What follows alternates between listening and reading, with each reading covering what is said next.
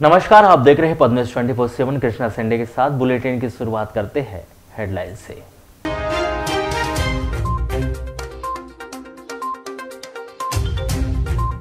चुनाव में ड्यूटी में लगे 6000 शासकीय सेवकों के मतदान को लेकर असमंजस की स्थिति।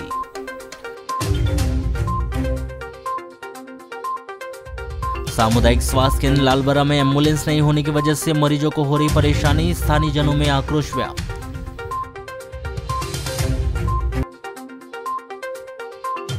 भाजपा के वरिष्ठों ने कार्यकर्ताओं को दी नसीहत, निर्दलीय चुनाव लड़ा तो पार्टी दिखाएगी बाहर का रास्ता।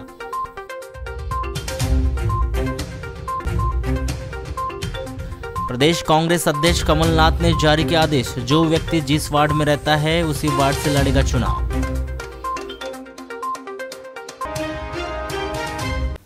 किरणापुर थाना के अंतर्गत रजेगांव से किरणापुर रोड पर स्थित ग्राम देवगांव के पास यात्री बस ने मोटरसाइकिल को चपेट में ले लिया है।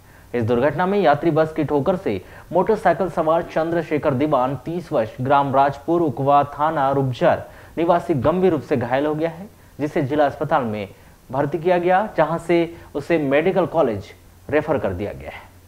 प्राप्त जानकारी के अनुसार 12 जून को चंद्रशेखर के साले का 10 क्रिया का कार्यक्रम था। इस कार्यक्रम में शामिल होने चंद्रशेखर अपनी पत्नी और बेटे के साथ अपने ससुराल कोथरी आया था। 12 जून को चंद्रशेखर अपने रिश्तेदारों के साथ मोटरसाइकिल में कोथरी अपने साली का 10 क्रिया का कार्यक्रम करने रजेगांव समीप बाघ नदी आ रहे थे। चंद्रशेखर अपनी मोटरसाइकिल में अकेला था। किरणापुर से रजेगांव की ओर आते समय ग्राम देवगांव के पास रजेगांव की ओर से तेज रफ्तार आ रही एक यात्री बस ने चंद्रशेखर की मोटरसाइकिल को टक्कर मार दी। यात्री बस की जबरदस्त ठोकर से चंद्रशेखर गंभीर रूप से घायल हो गया, जिसे तुरंत ही किरणापुर के अस्पताल में भर्ती किया गया था, जहां से प्राथमिक उपचार के बाद चंद्रशेखर को बेहतर उपचार के लिए जिला अस्पताल रेफर किया गया था। जिला अस्पताल में चंद्रशेखर की स्थिति को गंभीर देखते हुए उसे मेडिकल कॉलेज रेफर कर दिया गया।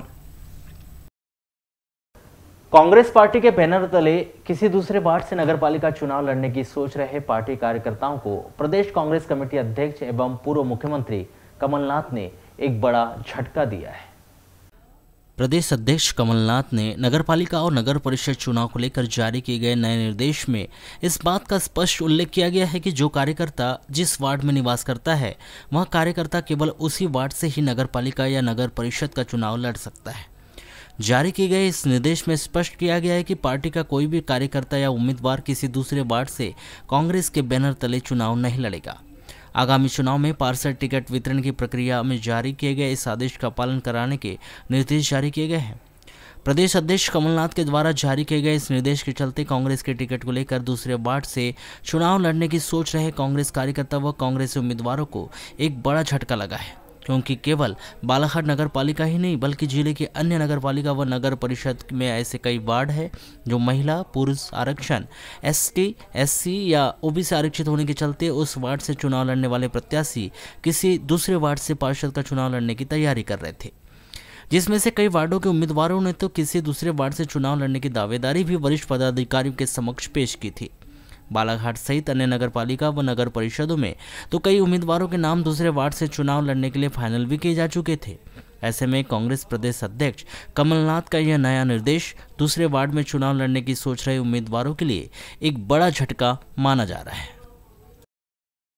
त्रिस्तरीय पंचायतों के निर्वाचन 2022 के लिए मतदान दलों को प्रशिक्षण दिया जा रहा है। 12 जून को आयोजित मतदान दलों के प्रशिक्षण में मतदान अधिकारी क्रमांक 2 एवं 3 के लिए नियुक्त 3 शासकीय सेवकों के प्रशिक्षण से अनुपस्थित रहने पर कलेक्टर एवं जिला निर्वाचन अधिकारी डॉक्टर गिरीश कुमार मिश्रा ने उन्हें कारण बताओ नोटिस जारी किया है। इन शासकीय सेवकों को 7 दिन के भीतर अपना स्पष्टीकरण प्रस्तुत करने के लिए कहा गया है। समय सीमा में संतोषजनक जवाब नहीं मिलने पर एक पक्षीय कार्रवाई की जाएगी और उनका 1 दिन का वेतन काटा जाएगा। मतदान दलों के प्रशिक्षण के लिए नियुक्त नोडल अधिकारी जिला शिक्षा अधिकारी अश्विनी उपाध्याय ने बताया कि 12 जून को आयोजित मतदान दलों के प्रशिक्षण में 3 शिक्षक अनुपस्थित थे। नगरीय निकाय चुनाव की प्रक्रिया के तहत नगरपालिका मलजखंड में भी आगामी दिनों में चुनाव करवाए जाएंगे। इसके लिए राज्य निर्वाचन आयोग ने निर्देश जारी कर दिए गए। इसके लिए बकायदा आगामी 14 जून को नगरपालिका परिषद मलाजखंड के वार्डों का अनुसूचित जाति, अनुसूचित जनजाति, अन्य पिछड़ा वर्ग एवं महिला के लिए आरक्षण की कार्रवाई की जाएगी। यह कार्यवाही कलेक्ट्रेट बालाघाट के सभा कक्ष में दोपहर 12 बजे से प्रारंभ होगी। पंचायत चुनाव और नगरीय निकाय चुनाव में चुनाव ड्यूटी करने वाले शासकीय सेवकों के लिए डाक मतपत्र की व्यवस्था के विषय में अब तक राज्य शासन के द्वारा कोई पुख्ता आदेश जारी नहीं किया गया है, जिससे चुनावी ड्यूटी करने वाले 6000 शासकीय सेवकों की मतदान की प्रक्रिया पर संदेह दिखाई दे रहा है। इस विषय पर जब हमने स्थानीय निर्वाचन शाखा के अधिकारियों से चर्चा की तो उन्होंने बताया कि वरिष्ठ स्तर से अब तक डाक मतपत्र के विषय में कोई आदेश प्राप्त नहीं हुए है, इसलिए अब तक शासकीय सेवकों के द्वारा चुनाव ड्यूटी के दौरान मतदान के लिए कोई आदेश नहीं मिले। हालांकि स्थानीय निर्वाचन शाखा के द्वारा जानकारी दी जा रही है कि पंचायत चुनाव में जिस जनपद क्षेत्र में चुनाव होगा उस जनपद क्षेत्र के कर्मचारी की ड्यूटी नहीं लगाई जाएगी, अन्य जनपद क्षेत्रों के कर्मचारी की ड्यूटी लगाई जाएगी। इसी तरह नगरीय निकाय चुनाव में भी अन्य नगरीय निकाय या फिर जनपद क्षेत्र के कर्मचारियों की ड्यूटी लगाई जाएगी, जिससे उम्मीद लगाई जा रही है कि शासकीय कर्मचारी अपने मतदान का प्रयोग आसानी से कर सकते हैं। हालांकि इसी दिन शासकीय अवकाश भी घोषित किया गया है, जिससे सरकारी कर्मचारी मतदान कर सके। यहाँ तो रहे डाक मतपत्र जारी नहीं करने के बदले शासकीय सेवकों के लिए बनाई गई व्यवस्था, लेकिन आपको बता दें कि ऐसे बहुत से कर्मचारी हैं जो किसी अन्य ब्लॉक में सेवाएं दे रहे हैं और किसी अन्य ब्लॉक में निवास करते हैं। ऐसे बहुत से शासकीय सेवक हैं जो अलग अलग स्थानों पर अपनी सेवाएं देंगे। इस दौरान यह बिल्कुल तय नहीं किया है कि जिस दिन उनकी सेवाएं जिस स्थान पर होगी उनके गृह ब्लॉक के अंतर्गत नहीं आएगा, या फिर जिस दिन उनकी सेवाएं ली जाएगी उस दिन उनके गृह ब्लॉक में चुनाव नहीं होगा। इसी तरह नगरीय निकाय चुनाव में भी सरकारी कर्मचारियों के मतदान को लेकर कई सवाल खड़े हो रहे हैं, क्योंकि बालाघाट जिला मुख्यालय, तहसील मुख्यालय, वारासिवनी, कटंगी, लांजी से रोजाना ही सैकड़ों की संख्या में कई विभाग के कर्मचारी अधिकारी अप डाउन करते हैं। ऐसे में उनकी ड्यूटी उनके कार्यालय के हिसाब से नगरीय निकाय क्षेत्र में लगा दी गई और उस क्षेत्र में लगा दी गई जहां पर वे निवास करते हैं और मतदाता सूची में नाम है तो वह भी मतदान की प्रक्रिया से वंचित रह जाएंगे। मतलब साफ है कि स्थानीय निर्वाचन के दौरान मतपत्रों का कोई प्रावधान अब तक नहीं रखा गया है और ना ही इसके लिए कोई आदेश दिए गए। बस व्यवस्था यही बनाई गई है कि जो कर्मचारी जिस ब्लॉक में रहता है उस ब्लॉक में उसकी ड्यूटी न लगाई जाए। ऐसी व्यवस्था के तहत भले ही 50% कर्मचारी अधिकारी अपने मतदान का प्रयोग कर सकेंगे, लेकिन उम्मीद जताई जा रही है कि 50% कर्मचारी अधिकारी अपने मतदान का प्रयोग नहीं कर पाएंगे। वारासिवनी जनपद पंचायत के 3 ग्राम पंचायत के 4 वार्डों में एक भी पंच प्रत्याशी ने अपना नाम निर्देशन पत्र जमा नहीं किया है, जिस कारण इन 4 वार्डों में वर्तमान समय में पंच पद के लिए चुनाव नहीं कराए जा रहे हैं।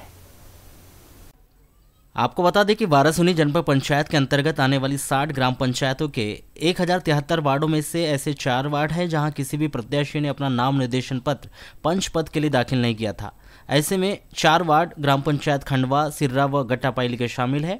ग्राम पंचायत खंडवा के वार्ड क्रमांक 1 व 8, सिर्रा ग्राम पंचायत का वार्ड क्रमांक 11 एवं गट्टापाइली ग्राम पंचायत का वार्ड नंबर 8 ऐसे वार्ड है जहां एक भी प्रत्याशी ने पंच पद हेतु नाम निर्देशन पत्र दाखिल नहीं किया था। वारासिवनी जनपद पंचायत के अंतर्गत आने वाली ग्राम पंचायत के 4 वार्ड पंच के प्रत्याशियों के नाम निर्देशन पत्र जमा नहीं किए जाने की सूचना स्थानीय निर्वाचन आयोग ने जिला निर्वाचन आयोग को भेज दी गई है, जिससे यह माना जा रहा है कि आगामी 6 माह के भीतर इन वार्डों में चुनाव होना तय माना जा रहा है। वारासिवनी थाना के अंतर्गत ग्राम पंचायत मंगेझरी के सालेटोला स्थित चिंतामन बिशेन के खेत पर पुलिस ने शनिवार की देर शाम एक अज्ञात व्यक्ति का शव बरामद किया है, जिसकी सूचना ग्राम सहित आसपास के क्षेत्र में सनसनी फैल गई और लोगों का हुजूम घटनास्थल पर उमड़ पड़ा। उक्त मृतक की शिनाख्त मंगेझरी सालेटोला निवासी 36 वर्षीय नरेश धुर्वे के रूप में हुई है, जिस पर पुलिस के द्वारा आवश्यक कार्रवाई की जा रही है।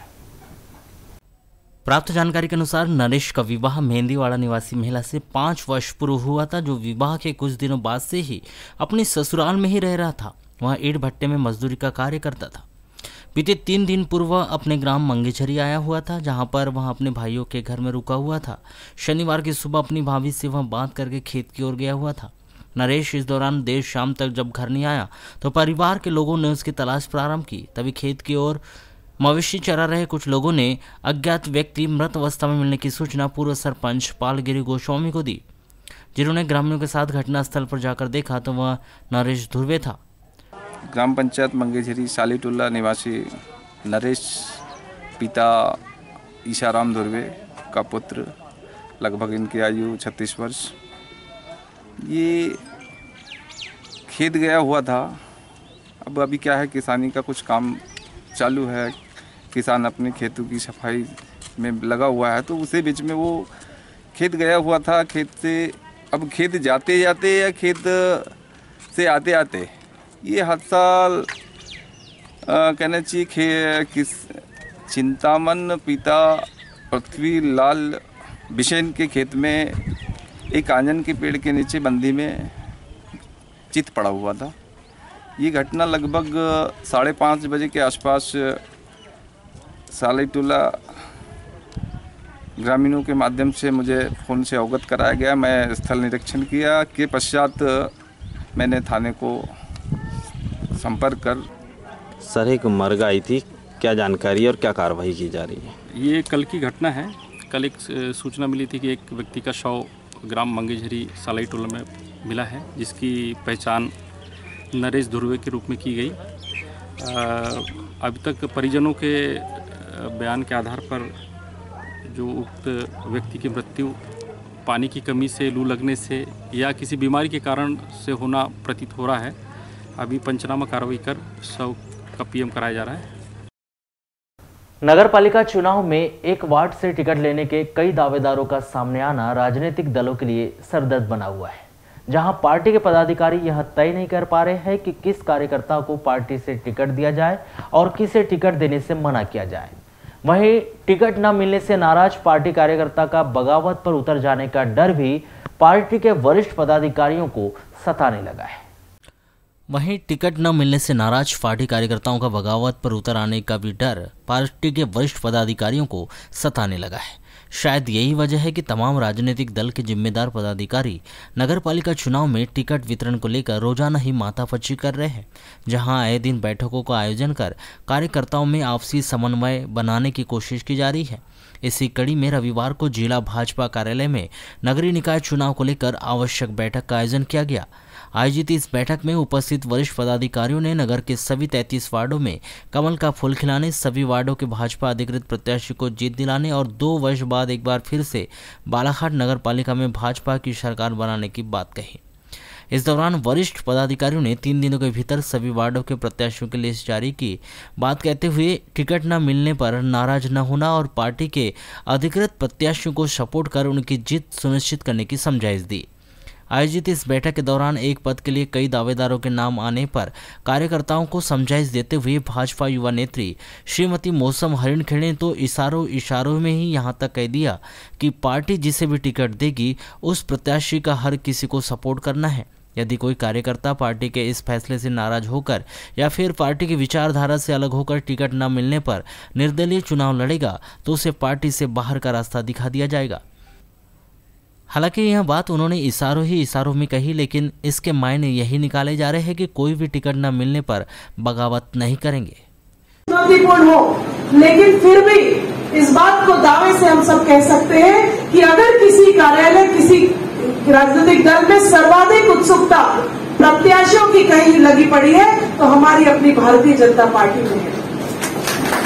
आज भी पेपर में था, लगातार हम सब देख रहे हैं, अगर जो सक्रिय रूप से भारतीय जनता पार्टी में कार्यकर्ता के रूप में है या किसी भी रूप से वह भाग्य को आजमाकर पार्षद के रूप में जनसेवा में उतरना चाहता है तो पहली जो चॉइस लोगों की निकल के आ रही वह भारतीय जनता पार्टी है। और वाकई संगठन और सत्ता का इतना अच्छा समन्वय बालाघाट में भारतीय जनता पार्टी का है।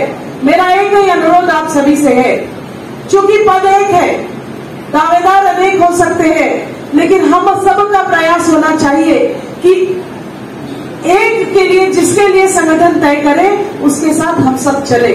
अगर कोई यह सोचे कि मुझे टिकट नहीं मिल गई, मैं तो निर्दलीय के रूप में भी रणभूमि में आ जाऊंगा, तो मेरा उनसे हाथ जोड़कर निवेदन है कि ऐसा विचार अगर आपके मन में क्षणिक भी आया हो तो ये सिर्फ कार्यालय हमारा नहीं है, ये हमारे लिए मंदिर है और इस मंदिर में आप उस विचार को छोड़कर जाइए, आपका भविष्य उज्जवल होगा। बेहतर स्वास्थ्य सेवाएं मुहैया करवाने की बड़ी बड़ी घोषणाएं प्रदेश सरकार करती है एवं आपातकालीन स्थिति में मरीजों को समय पर अस्पताल पहुंचाने के लिए संजीवनी 108 एम्बुलेंस सेवाएं प्रदान की गई है ताकि मरीजों व पीड़ितों का समय पर उपचार हो सके। परंतु लालबरा अस्पताल में मरीजों व पीड़ितों को लाने के लिए एम्बुलेंस तक नहीं है। ऐसी स्थिति में मरीजों को खासा परेशानियों का सामना करना पड़ रहा है एवं एम्बुलेंस के अभाव में मरीज तड़पते हुए अपनी जान भी गंवा सकते हैं। परंतु जिम्मेदारों के द्वारा कोई ध्यान नहीं दिया जा रहा है, जिससे आमजनों में आक्रोश व्याप्त है। स्वास्थ्य विभाग की नाकामी और सरकारी दावे को खोखला साबित करती है लालबरा सामुदायिक स्वास्थ्य केंद्र में संजीवनी 108 एम्बुलेंस न होना। नगर मुख्यालय के हृदय स्थल पर बस स्टैंड के सभा मंच में रविवार को दोपहर 3 बजे 45 वर्षीय विक्षिप्त अज्ञात व्यक्ति को बेहोशी की हालत में देखा गया, जो विगत 8 वर्षों से लालबरा मुख्यालय में कचरा बीनने के बाद बस स्टैंड में रहता है। बस स्टैंड में करीब दोपहर 3 बजे किसी की नज़र बस स्टैंड सभा मंच की ओर पड़ी तो उन्होंने पास जाकर देखा तो उसके नाक से खून निकल रहा था एवं बेसुध पड़ा था, जिसके बाद नसीर उल्लाह खान ने तत्काल ही डायल 100 लालबरा अस्पताल व संजीवनी 108 एम्बुलेंस को सूचना दी, परंतु 1 घंटे बीत जाने के बाद भी कोई एम्बुलेंस व पुलिस वाले नहीं पहुंचे। जी, आपकी दुकान के सामने जो व्यक्ति तड़प रहा, कितने देर से तड़प रहा? करीबन 1 घंटे से तड़प रहा था और नाक से ब्लड बह रहा था और तड़प बहुत रहा था। तो किसी ने मेरे को आके बताया, मैंने उसको देखा, जाके मैं उससे गया, 100 को डायल करा, मैंने उसको फ़ोन लगाया तो एम्बुलेंस एक भी खाली नहीं। बोले वाराणसी बालाघाट से 1 घंटे में आएगी, बोले। मैं देखते रहा, नहीं आई तो मैंने उसको तुरंत ऑटो करके मैंने तुरंत उसको मरीज को लाके हॉस्पिटल में एडमिट करा और थाने में गया। थाने में एक पुलिस प्रशासन से मैंने मदद मांगी और मनीष कुशवाहा जी भी आए साथ में, मेरे सहयोग करे उन्होंने, वो साथ में आके हॉस्पिटल में एडमिट करे। तो अभी क्या स्थिति है? अभी स्थिति हुई वैसी से बनी हुई, उनकी नाजुक है, वाटर लगी, ऑक्सीजन लगी, उसको एडमिट कर। तो इसको कब से देख रहे हैं बस स्टैंड में आप लोग? उसको 10 साल से। क्या करता है ये? वही चुनना उनना, कबाड़ी वबाड़ी खाना देखना, उसी को खाना, उसी को करना धरना। क्या लग रहा है आपको कि जैसे एम्बुलेंस बुलाया आपने और 1 घंटे तक नहीं पहुँच पाई? तो यहाँ एम्बुलेंस नहीं थी, अस्पताल में नहीं है? नहीं है। कहाँ से बुला बोल रहे हैं? वाराणसी बालाघाट से आ रही है, बोले। उन्होंने नहीं कहा, उन्होंने बोले कि बालाघाट वाराणसी से आ रही है, बोले करीबन 1 घंटा लगेगा। तो मैंने जब तक तो मरीज खत्म हो जाएगा। 1 घंटे पहले हमारे वार्ड नंबर 17 के पंच नसीर उल्लाह खान जी मेरे पास आए और उन्होंने मेरे को बताया कि वहाँ कोई व्यक्ति यानी मुँह से खून फेंक रहा है और पड़ा हुआ है। हम उसके द्वारा जब जाके देखा गया तो वो तड़प रहा था। उसी बीच उसके द्वारा डायल 100 को यानी बिल्कुल कॉल किया गया, कॉल रिसीव भी हुआ, लेकिन 1 घंटे होने के बाद भी वो व्यक्ति वहाँ पे तड़पते रहा, लेकिन डायल 100 का ना पता, ना ही कोई 108 का पता। ये स्थिति लालबर्रा में हमको देखने को मिली। मध्य प्रदेश शासन द्वारा बड़े जोर शोर से प्रचार किया जाता है कि गरीबों को बिल्कुल एक डायल 100 करो, यानी 1 मिनट में आपके पास यानी एम्बुलेंस उपलब्ध हो जाएगी। लेकिन आज जब लालबर्रा में वो व्यक्ति 1 घंटे तड़पते रहा, लेकिन 1 घंटे में कोई भी ना एम्बुलेंस आई, ना डायल 100 आया, ना 108 आई। इसको लेकर पूरे यानी युवा में बहुत रोष था। हमारी शासन प्रशासन से मांग है, कम से कम लालबर्रा में कम से कम 2 से 3 डायल 108 रहना चाहिए। बीएमओ डॉक्टर ऋतिक पटेल ने बताया कि लालबरा अस्पताल में मरीजों व पीड़ितों को लाने के लिए संजीवनी 108 एम्बुलेंस नहीं है, सिर्फ प्रसूति महिलाओं को लाने एवं छोड़ने के लिए एक एम्बुलेंस उपलब्ध है। ऐसी स्थिति में बालाघाट वाराणसी से एम्बुलेंस बुलाना पड़ता है। एक अज्ञात व्यक्ति को सामाजिक व्यक्ति के द्वारा यहाँ पे अस्पताल में लाया गया है। मरीज बेहोशी की अवस्था में लाया गया है, उसे प्राथमिक उपचार दिया जा रहा है एवं उसकी कंडीशन देखते हुए फर्दर ट्रीटमेंट की जाए। सर, लालबरा अस्पताल में एम्बुलेंस वगैरह नहीं सर? 1 घंटे से फ़ोन लगा रहे हैं पर एम्बुलेंस नहीं पहुँच पाई बोल रहे हैं। लालबरा अस्पताल क्षेत्र के अंतर्गत अभी एक एम्बुलेंस प्रोवाइड की गई है, जिसमें प्रसूति महिलाओं को लाने एवं उन्हें घर छोड़ने की व्यवस्था की जाए। सब मरीजों को लाने के लिए प्रसूति महिलाओं के अलावा अन्य मरीजों को ले जाने के लिए एम्बुलेंस वाराणसी या बालाघाट के शहर से यहाँ सब वहाँ पर सूचना देना पड़ता है। 108 में कॉल सेंटर में कॉल करके उन्हें कॉल दिया जाता है और फिर एम्बुलेंस अस्पताल लाके पेशेंट को बालाघाट लेके जाती है या मरीजों को अस्पताल लेके आती है। अच्छा, जैसे कोई घायल अवस्था में है या फिर कोई बेहोशी की है तो उनको लाना है तो फिर घायल अवस्था में कोई मरीज है तो उन्हें 108 के माध्यम से लाया जाएगा।